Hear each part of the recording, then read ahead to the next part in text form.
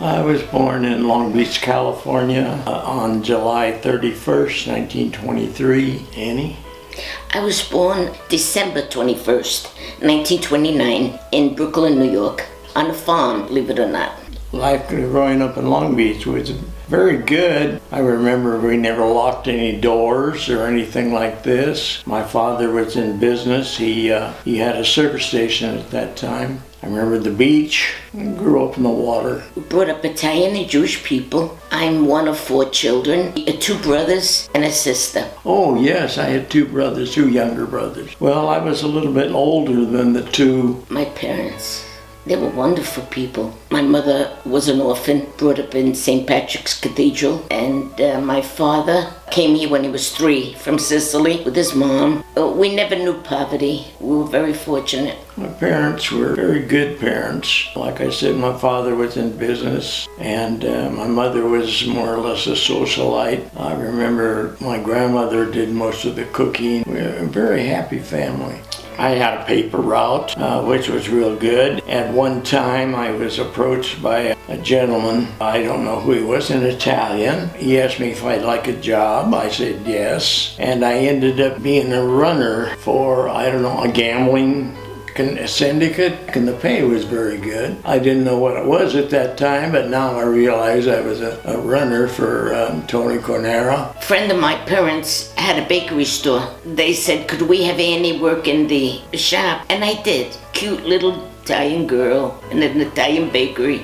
I went to college. I went to FIT, Fashion Institute of Technology in New York. I went to Pasadena College. I went to a few colleges. I was married, had my children. I took a test for the county and I passed and I became a clerk. But I did very high in the test, so some supervisor said, Annie, would you like to be a social worker? All I needed was my AA. So I did. I went to Pasadena and I went there and I got my AA and I became a social worker. Stressful because somebody came and applied for food stamps or whatever, and I would get a call from the councilman, Mrs. Barone. Mrs. Rodriguez was there. You denied her aid. And I said yes, because she didn't qualify. So he says to me, I'm sending her back. You see that she doesn't leave without aid. And boy, I learned a lot about politics. I went to Long Beach City College. I started there, and then World War II come along, so I went to work for a W.P. Fuller and Company, taking supplies to the shipyards. That was a mistake because then I was eligible for the draft. So I caught the second draft in 1942, and then it was service. I was put in the Air Force at that time. And it was another education for me because I'd grown up with all ethnic people and so forth, going to school with them. I didn't know anything about the Deep South. And they sent me to Keesler Field, Mississippi. And in 1942 and 43, the South was a real change for me.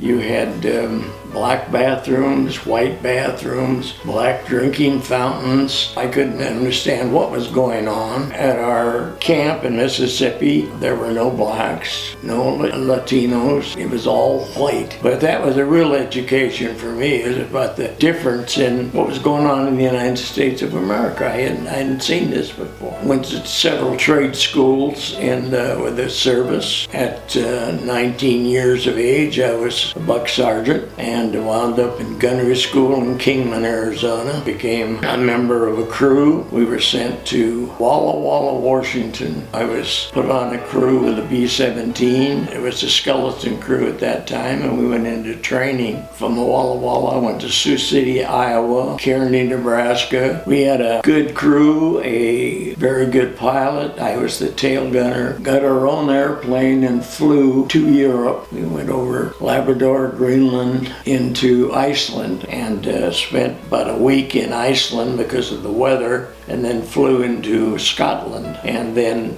down into England, and was with the 100th Bomb Group there. I flew 25 missions over Europe and was shot down on my 25th. Became a prisoner of war in Germany. A lot of experiences in military. When I came back from the service, they wouldn't let me fly anymore, so they put me in a motor pool. I had charge of the motor pool, and at that time I was a tech sergeant. I met this young lady who, she was in the wax, and she was in charge of special services.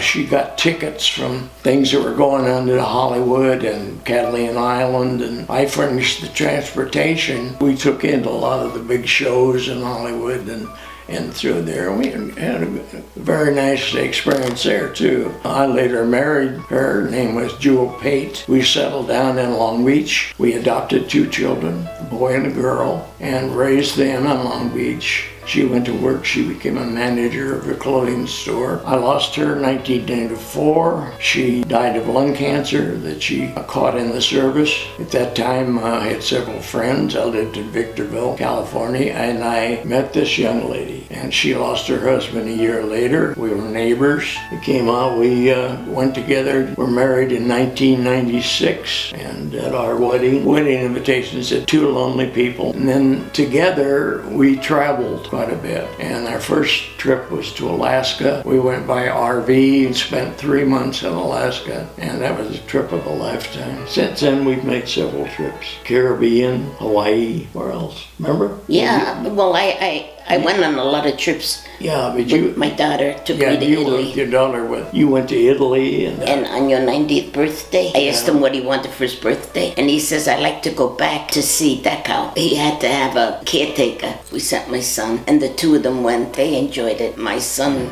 couldn't believe it. Dachau was around Munich, Germany, was part of the Holocaust, where I ended up as a prisoner of war.